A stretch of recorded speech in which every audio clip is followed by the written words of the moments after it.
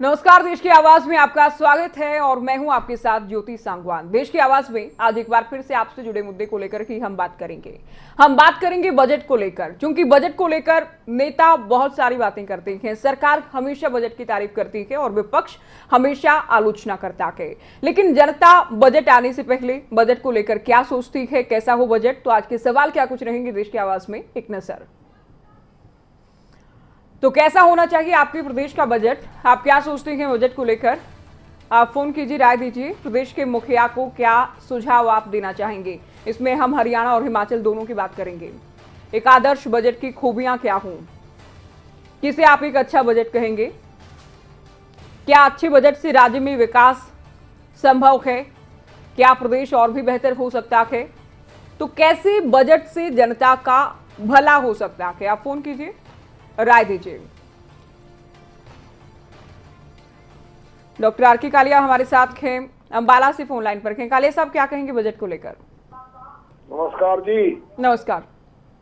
वैसे तो देखिए, आप बेहतर जानती हैं, सरकार कोई भी हो जी, इनकी करनी और कथनी में बहुत फर्क है, नंबर एक।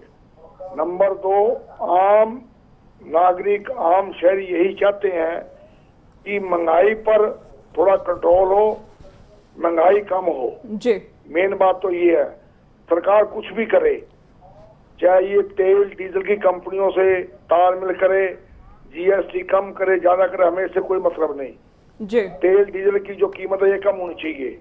और एक खास तौर से भी ये मैं कहना चाहूंगा आपके चैनल के माध्यम से, सरकार को मैं, माननीय मुख्यमंत्री को निवेदन करना चाहूंगा कि हम मुलाजम आदमी है, रिटायर्ड आदमी है, जो ओल्ड पेंशन स्कीम है उसको चालू करने का कोई प्रावधान हो, जी, उस बजट में कोई प्रावधान हो, जो ओल्ड पेंशन स्कीम है वो चालू की जाए, क्योंकि उससे जो आने वाली जनरेशन है वो बहुत लाश में जाएगी। हमारी तो यही एक गुजारिश है आपके चैनल के माध्यम से, ओल्ड पेंशन स्कीम के बारे में कोई प्रावधान हो बजट में। बहुत बहुत शुक्रिया, बहुत बहुत धन्यवाद। आपका भी बहुत शुक्रिया, आप कार्यक्रम में जुड़े। कैप्टन जसपाल सांगवान रोहतक से हमारे साथ जुड़ गए हैं। जसपाल जी, कैसा हो बजट हरियाणा का? ज्योति सांगवान, राम राम जी, राम राम। बात ये है कि घर में निगाहें अम्मा चली होना। आपने पूछा है कि देश के मुखिया, प्रदेश के मुखिया से, प्रदेश के कठपुतली मुखिया से आप क्या उम्मीद करें? जो कृषि प्रधान प्रदेश हो और वहाँ पर सैकड़ों लोगों को मरने के लिए छोड़ दिया जाए, उनको डीएपी और यूरिया नहीं दिया। बजट जब बनता है जब खेती में पैदावार होती है, किसानों के चेहरे पर रौनक आती है, वो बाजार में आते हैं, खरीदारी करते हैं, तो वो करना। लेकिन जहाँ सिर्फ भ्रष्टाचार का बोलबाला हो, सारी मोमबत्तियां दोनों सिरे से जल रही हो, मुझे तो समझ नहीं आता ज्योति की कैसे बनेगा बजट। शुक्रिया, बहुत शुक्रिया जसपाल सांगवान जी आपका, आप कार्यक्रम में जुड़े। प्रेम चेन्नई से हमारे साथ जुड़ गए हैं। प्रेम, क्या कहेंगे आप हरियाणा और हिमाचल के आगामी बजट को लेकर? नमस्कार मैम। जी नमस्कार। मैं इन बजट के लिए खाली इन बजट बनाने वालों से रिक्वेस्ट करता हूं कि ये राजनीति न खेले बजट में, और ये जो मुफ्त की चीजें बांटते हैं उनको कम कर दें, और देश के युवा जो है उनको कहीं काम मिल जाए ऐसा करें, और इंडस्ट्री को चलाने का बंदोबस्त करें। और ये ज्यादा ध्यान ये न दें कि वहाँ एयरपोर्ट बना दिए थे उसका काम न हो, वहाँ सड़कें बना दी जहाँ सड़कों पर लोग न जाते हो, गाँव की सड़कें बनाए, गांव के इंटीरियर में जाए, एग्रीकल्चर पर ध्यान दे, और अपने जो खर्चे हैं उनको कम करे। कम से कम युवा लोगों को अगर ये काम देंगे उससे देश की उन्नति होगी।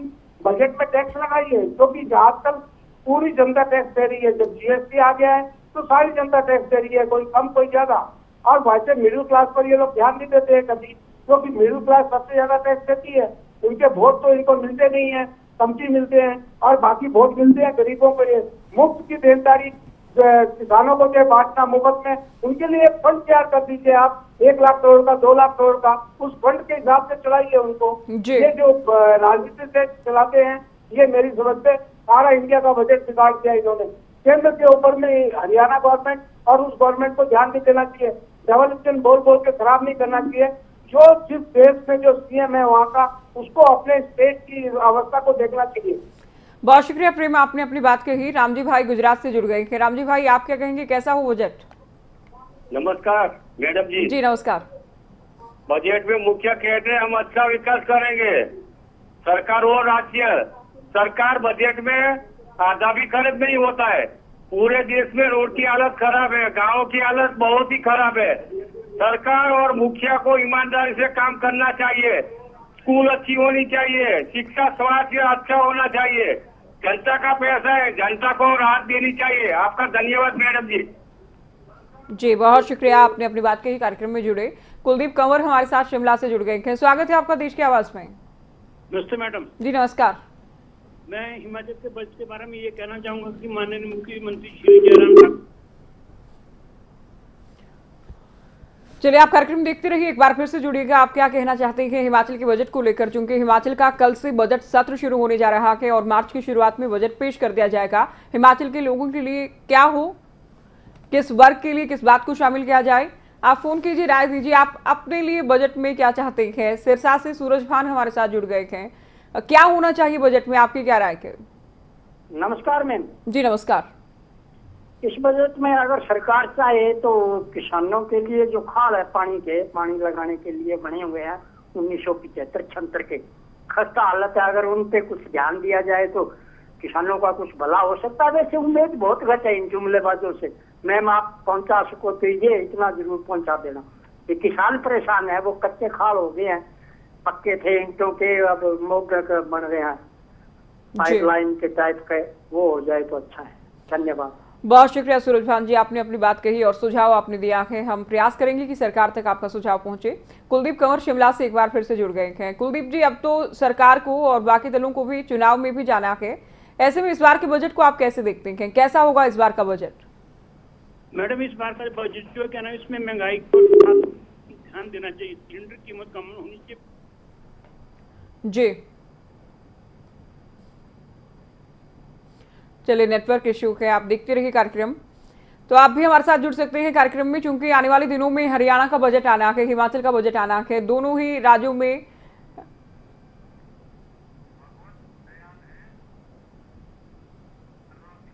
करनाल से भगवत दयाल हमारे साथ जुड़ गए हैं। स्वागत है आपका कार्यक्रम में। आप बताइए क्या कहेंगे बजट को लेकर।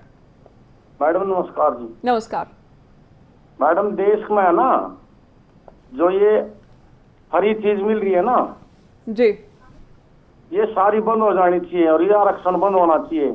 अच्छा, जिससे मतलब अपने आप ही बेरोजगारी हट जाएगी, बेरोजगारी हटेगी। है नी? हेलो जी जी बताइए।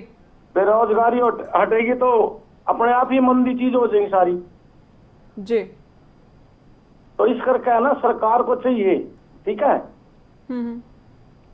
स्वास्थ्य और शिक्षा फ्री कर देनी चाहिए बस सरकार ना, बाकी सब बंद कर देना चाहिए। बहुत शुक्रिया भगवत दयाल जी, आपने अपनी बात कही। शिक्षा और स्वास्थ्य को मुफ्त कर दिया जाए, आरक्षण खत्म कर दिया जाए, ये इनकी राय है। आप फोन कीजिए, राय दीजिए। आप क्या सोचते हैं, आपके लिए क्या हो, आपके परिवार के लिए क्या हो, हर एक वर्ग के लिए क्या हो बजट में? चूंकि इससे पहले हमने बात की भगवत दयाल के जुड़ने से पहले कि दोनों ही राज्यों में एक समान बात यह है कि वहां के सीएम वित्त मंत्रालय संभालते हैं, वित्त विभाग संभालते हैं, और यहाँ भी सीएम मनोहर लाल की बतौर वित्त मंत्री बजट पेश करते हैं। सीएम मनोहर लाल हर एक वर्ग से बातचीत करते हैं, प्रतिनिधियों से प्री बजट मीटिंग करते हैं और उसमें सुझाव लिए जाते हैं। जो भी सुझाव लगता है कि जिनको बजट में शामिल किया जा सकता है या किया जाना चाहिए, उन सुझाव को शामिल भी किया जाता है। आपका सुझाव क्या है? चूंकि देश के आवास के अलावा भी हम एक कार्यक्रम चलाते हैं, कार्यक्रम ये कि मुख्यमंत्री को सुझाव देते हैं दर्शक। अब सीधे देश की आवाज के जरिए भी हम आपसे जानने की कोशिश में हैं कि हमारे दर्शक बताएं कि वो बजट से क्या और कैसे उम्मीद करते हैं। कुलदीप कंवर शिमला से एक बार फिर से जुड़े हैं। कुलदीप जी अपनी बात कहिए, आप पूरी कीजिए बात। मैडम ये क्या नाम, इसके अलावा बेरोजगारी भी दूर होनी चाहिए और जब बुजुर्गों को, सीनियर सिटीजन को जो सहूलतें नहीं की उसके बारे में इनको सोचना चाहिए। खासतौर पर बसों में जब सफर करते हैं तो क्या ना कंडक्टर लोग और दूसरे लोग जो उनको दूसरा से बात करते हैं, इसलिए इससे मुझे ज्यादा ध्यान नहीं देना। चलिए बहुत शुक्रिया कुलदीप जी, आप जुड़े, आपने अपनी बात कही आखिरकार। तो आप भी जुड़ सकते हैं इस कार्यक्रम में, आप अपनी बात रख सकते हैं। कैसा हो बजट, हिमाचल का बजट कैसा हो, हरियाणा का बजट कैसा हो, प्रदेश के मुखिया को, वित्त मंत्री को आप क्या सुझाव देंगे? एक आदर्श बजट की खूबियां क्या हैं? कौन से क्षेत्र को लेकर अधिक ध्यान देने की जरूरत है? कुछ लोग जुड़े जिनका कहना है कि शिक्षा को लेकर, स्वास्थ्य को लेकर बात हो। कुछ लोग हमारे साथ वो जुड़े कि ये फ्री दिए जाने वाला फॉर्मूला जो है, प्रावधान जो है, उसको खत्म कर दिया जाए, बजट का प्रावधान किया जाए, जो भी बजट अनुमानित होता है, जो भी बजट सरकार सोचकर चलती है उसे खर्च किया जाए, ये बहुत जरूरी हो जाता है। कुछ लोग मानते हैं कि महंगाई खत्म कर दी जाए, महंगाई पर कंट्रोल की अब जरूरत है। उमा शिमला से जुड़ गई हैं। उमा जी, कैसा होना चाहिए आपके हिमाचल का बजट? नमस्कार जी। जी नमस्कार। एक तो ये तो हमारी रोजमर्रा की चीजें हैं और सिलेंडर है, गैस है, सस्ती हो जानी चाहिए। सब्जियां जब हम किसानों से किसान लेकर जाता है तो उससे बहुत कम पैसों में वो सामान लिया जाता है, लेकिन जब हम दुकान में खरीदने के लिए जाते हैं तो फिर वो मेरे ख्याल 3 या 4 गुना हम लोग महंगा। तो ये गलत बात है। जो किसानों को पैसा मिलना चाहिए वो ये बैठ कर के दुकानदार खाते हैं, और जो बीच में सब बंद हो जाना चाहिए। किसानों के लिए कुछ फायदा होना चाहिए। और बाकी ये की बात कर रहे हैं, स्मार्ट सिटी बना रहे हैं, तो उसमें पैसा मुझे लगता है कि ये वेस्ट कर रहे हैं सरकार, और ये जन बोझ पड़ रहा है। स्मार्ट सिटी का कोई अर्थ नहीं है। जो उसमें लग रहा है वो सारा घटिया है। जो सड़कों पे टाइल्स बिछाई जा रही है वो सब टूट रही हैं, तो अभी तक पहले ही टूट रही हैं। तो जो इन्होंने जी उमा जी, बहुत शुक्रिया आप कार्यक्रम में जुड़ी। कैप्टन जसपाल सांगवान रोहतक से एक बार फिर से जुड़ गए हैं। जसपाल जी, बात पूरी कीजिए आप। ज्योति, ऐसा है कि जो अभी जैसे उमा ने शिमला से बताया जी कि अगर सब्जियों की MSP 20 रुपए हो जी, जो किसान को ग्रोवर को मिल जाए, और MRP सिर्फ 40 रुपए हो, ताकि मिडिल क्लास को जो है महंगाई का झटका ना लगे। बिल्कुल। लेकिन असली बात यह है, जो हिमाचल ने 4 सीटें हराई थी ना जी, उसके कारण वहाँ पर बरसात हो रही है सौगातों की। ये भाषा समझ आती है इनको, दूसरी नहीं आती। नमस्कार जी। नमस्कार। तो कैप्टन जसपाल सांगवानी मानते हैं कि बाई इलेक्शन में बीजेपी को हराया तो वहां थोड़ी सौगात मिली है प्रदेश को, या महंगाई से उसके बाद थोड़ी राहत मिली है, थोड़ा कंट्रोल हुआ है। आप फोन कीजिए, राय दीजिए। चूंकि कैप्टन जसपाल सांगवान का कहना है कि हम बहुत ज्यादा उम्मीद तो नहीं कर सकते, लेकिन फिर भी हम सोचकर ये चलते हैं कि आम वर्ग के लिए सोचा जाएगा या फिर किसानों के लिए सोचा जाएगा। उमा का कहना है कि जो सब्जियां किसान बेचते हैं या कोई बाकी जो फसलें हैं किसान बेचते हैं वो बहुत कम रेट में बेचते हैं, आम आदमी तक पहुंचते पहुंचते दाम बहुत बढ़ जाते हैं। तो इस पर किसी तरह से कंट्रोल किया जाए ताकि किसान का भी इसमें फायदा हो जाए, महंगाई पर भी नियंत्रण हो सके। तो काफी लोग हमारे साथ अभी तक जुड़े हैं, आप भी फोन कीजिए, राय दीजिए। क्या आप मानते हैं कि अच्छा बजट कैसा होता है, किन बातों का ध्यान रखा जाता है? उमा शिमला से एक बार फिर से जुड़ गई हैं। उमा जी, कहिए आप क्या कहेंगे? हाँ जी। और इसके बावजूद जो गरीब लोग हैं उनका ध्यान रखना चाहिए, और जो बेचारे दिहाड़ीदार हैं उनके लिए भी थोड़ा जो बजट है कि उनकी कोई जैसे दुर्घटना में मृत्यु हो जाए, उन्हें कुछ पैसा मिले, कुछ उनका जो ठेकेदार लोग उनका शोषण करते हैं उसके लिए भी कुछ ठेकेदारों पे लगाम लगाई जानी चाहिए। क्योंकि अगर उनके काम करते हुए कुछ किसी मजदूर को कुछ हो जाता तो वो उनको कुछ नहीं देते हैं। तो इसलिए ये भी ध्यान रखना चाहिए, क्योंकि वो उनके बेचारे पे काम कर रहे हैं, वो है चाहे वो बिल्डिंग बना रहे हैं, चाहे वो सड़कों पे काम कर रहे हैं, कहीं भी कर रहे हैं। तो ये मजदूर का भी कुछ थोड़ा होना चाहिए। और बाकी जो सरकार है वो इतना ध्यान रखे हैं कि हम 5 साल के लिए आए हैं, तो जो लोग कहे कि नहीं ये जो 5 से बहुत अच्छे बीते हैं, सरकार ने हमारे लिए बहुत अच्छा किया, तो प्लीज ये इन तक पहुंचाइए कि जो है वो थोड़ा ठीक ही रखे सब कुछ। जी, आपकी बात जरूर हम सरकार तक पहुंचाएंगे। बहुत शुक्रिया, आप कार्यक्रम में जुड़ी और आपने विस्तार से अपनी बात कही है। कई मुद्दों को उमा ने उठाया, क्या आप भी उठाइए, आप कौन से मुद्दे को लेकर सोचते हैं कि ये बजट में होना ही चाहिए या किस वर्ग का सरकार ध्यान रखे थोड़ा? क्योंकि आप जानते हैं पिछले दिनों केंद्र का बजट आया था, अब राज्यों का बजट आने का सिलसिला जारी है, हरियाणा का बजट भी आने वाला है। और बजट से पहले CM Manohar Lal pre budget meetings कर रहे हैं लगातार अलग अलग विभागों के अधिकारियों के साथ, प्रतिनिधियों के साथ, मंत्रियों के साथ, और ये पूछा जाता है कि आप क्या चाहते हैं कि बजट में क्या हो। केवल सरकार से जुड़े लोग ही नहीं बल्कि विपक्ष से भी बातचीत की जाती है, मीटिंग्स की जाती है, विपक्ष के भी सुझाव शामिल किए जाते हैं। ये सरकार का और सीएम का दावा है हरियाणा में। हिमाचल की बात करें तो हिमाचल में भी दावा किया जाता है कि हर एक वर्ग का हम ध्यान रखते हैं या हर एक वर्ग का ध्यान रखा जाता है। तो हिमाचल के लोग क्या मानते हैं, किस बात का ध्यान रखा जाए, मध्यम वर्ग क्या सोचता है, किन बातों में राहत देने की जरूरत है, क्या होना चाहिए बजट में? बलदेव सिरसा से हमारे साथ जुड़ गए हैं। बलदेव जी, क्या कहेंगे आप बजट को लेकर? इसके बारे में मैं ये कहना चाहूंगा जी कि बजट का तो पहला नमूना दिखा दिया है कि विकास शुल्क जो शहरों में विकास शुल्क लगाया है वो बजट का पहला नमूना है। इससे ज्यादा और अच्छा बजट क्या आ सकता है? और इससे और जनता को करेंगे। ये बीजेपी सरकार है, ये आम जो छोटे हैं उन लोगों को जीने की वो परमिशन नहीं देगी। इतने इनके ऊपर टैक्स और वो लगा देंगे कि फिर खट्टर साहब कहते हैं कि एक हरियाणा एक हरियाणवी एक हम इनको आमदनी बढ़ा देंगे। जमींदारों की आप देखिए कि इस टाइम जिनके ये लगे हुए थे किन्नू वो सारे नष्ट हो गए और उनको कुछ नहीं मिल रहा। भाव जरूर 24 या 25 रुपए वो कुंटल हो रहा है, 2400-2500, पर उनके तो फल ही सारे गिर गए। आधे तो फल लगे ही नहीं और कुछ लगे वो नीचे इस बरसात के कारण करके। तो ये सारा का सारा उनके ऊपर कर रहे हैं। तो ये तो इससे और क्या बताएं कि ऐसा ही बजट ये पेश करेंगे जैसा इन्होंने विकास शुल्क लगा कर किया है। इसके बारे में यही कहना चाहेंगे। जी धन्यवाद आपका। आप कार्यक्रम में जुड़े। बलदेव जी, आपने अपनी बात कही तो इनका फोकस है खास तौर पर किसानों को लेकर के, किसानों की ओर ध्यान दिया जाए सरकार की ओर से। केवल दावों से, केवल वादों से बात नहीं बनेगी, बल्कि बजट में भी झलक देखिए किसानों को लेकर। आप क्या मानते हैं, किन मुद्दों की झलक आप देखना चाहते हैं और अब क्या सुझाव आप देना चाहते हैं? क्योंकि हम सरकार तक आपकी आवाज को पहुंचाते हैं और सीएम तो खुद ही सुझाव लेने में जुटे हैं कि क्या शामिल किया जाए बजट में। ऐसे में खबरें तो कि दर्शक क्या मानते हैं, हरियाणा वासी क्या मानते हैं कि बजट में आपके लिए क्या हो इस बार, हिमाचल के लोग क्या सोचते हैं? क्योंकि हिमाचल के लोगों के लिए बजट आने वाले दिनों में पेश किया जाएगा। आगामी बजट में क्या हो, और अब तो हिमाचल में चूंकि साल के अंत में चुनाव भी होने के, इसमें उम्मीद ये की जाती है कि बड़ी सौगात मिल सकती है। क्योंकि चुनाव से पहले जब भी बजट पेश किया जाता है विपक्ष आरोप ये लगाता है कि ये चुनावी बजट पेश किया गया है। हालांकि इसमें इतना जरूर है कि जनता को थोड़ी राहत तुलनात्मक रूप से ज्यादा मिल जाती है, ज्यादा सौगात मिल जाती है अगर सरकार ऐसा करती है। तो हिमाचल में क्या हो बजट में, किन मुद्दों को लेकर ज्यादा ध्यान सरकार की ओर से दिया जाए, दोनों ही राज्यों के मुख्यमंत्रियों की ओर से ध्यान दिया जाए, क्या सोचती है महिलाएं कि क्या किया जाए बजट में, आम आदमी क्या सोचता है, युवा क्या उम्मीद करते हैं, किसान क्या उम्मीद करता है, व्यापारी क्या चाहते हैं, तो तमाम लोगों के लिए बजट में क्या हो, शिक्षा को लेकर, स्वास्थ्य को लेकर क्या अलग किया जाए। मंडी से प्रेमचंद वर्मा हमारे साथ जुड़ गए हैं। वर्मा जी, स्वागत है आपका देश की आवाज में। क्या कहेंगे हिमाचल के आगामी बजट को लेकर आप? नमस्कार जी नमस्कार।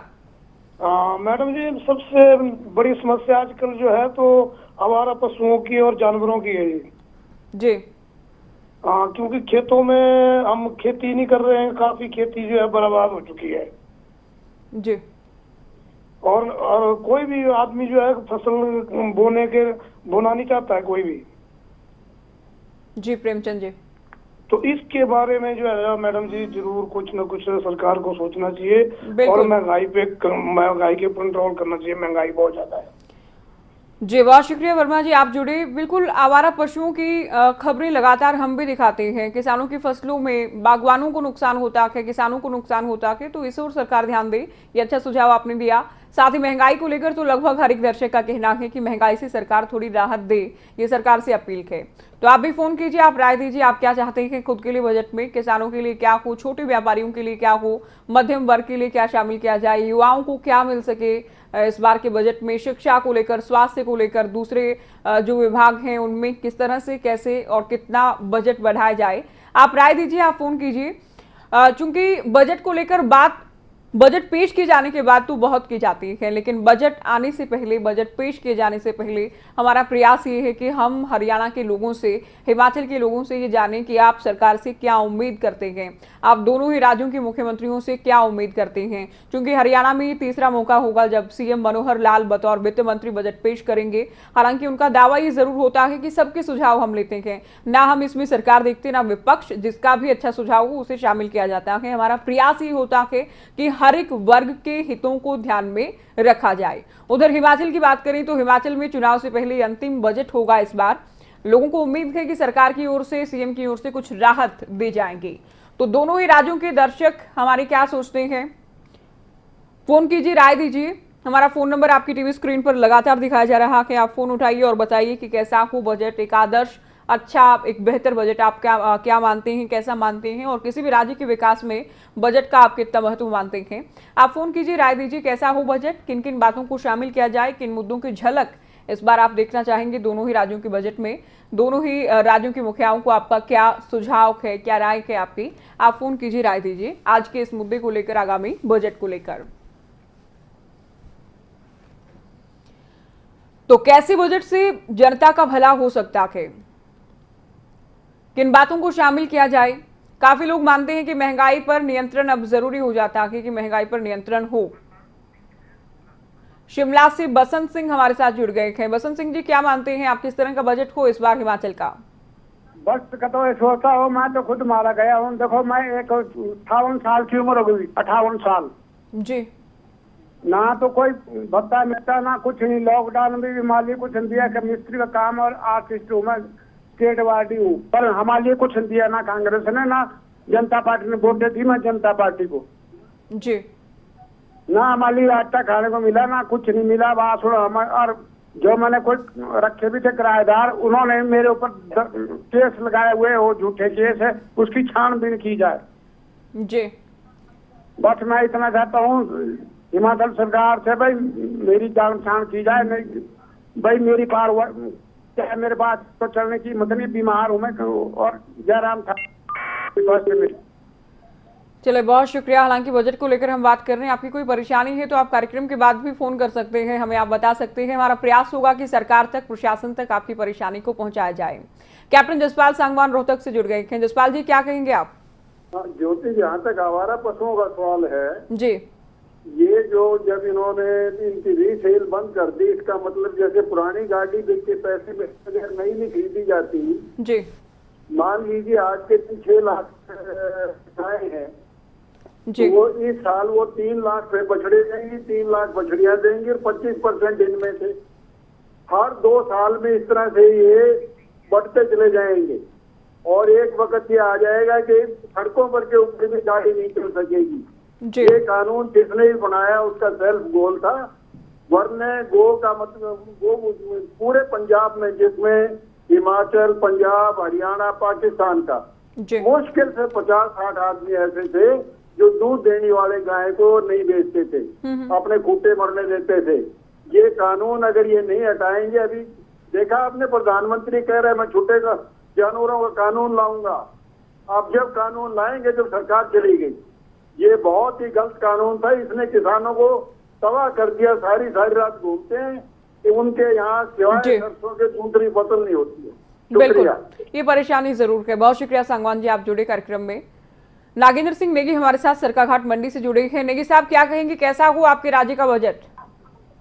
मैडम जी, सबसे पहली बात तो यह है कि जिस तरह से कर्जा लेकर के 45,000 करोड़ रुपए लेकर के भी विकास कार्य जो है कुछ क्षेत्रों में हो रहे हैं। हमारे धर्मपुर में दुनिया भर का विकास हो रहा है, मुख्यमंत्री की कंस्टिट्यूंसी में सिराज में दुनिया भर का विकास। सरकाघाट क्षेत्र को में कोई विकास कार्य नहीं चल रहे हैं। अगर विधायक नहीं कर रहा है तो उसमें मुख्यमंत्री को व्यक्तिगत तौर पर इंटरेस्ट लेना चाहिए। विधायक हमने भाजपा का बना करके यहाँ से भेजा हुआ है।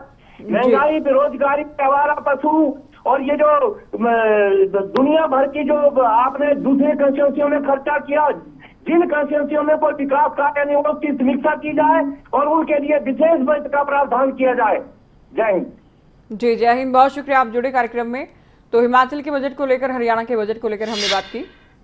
लोगों के बहुत सारे सुझाव के, उम्मीद है कि सरकार और दोनों के राज्यों के मुख्यमंत्री इन सुझावों को सुनेंगे, बजट में शामिल करेंगे। देश की आवाज में आज के लिए इतना ही, दीजिए इजाजत और देखते रहिए खबरें अभी तक। नमस्कार।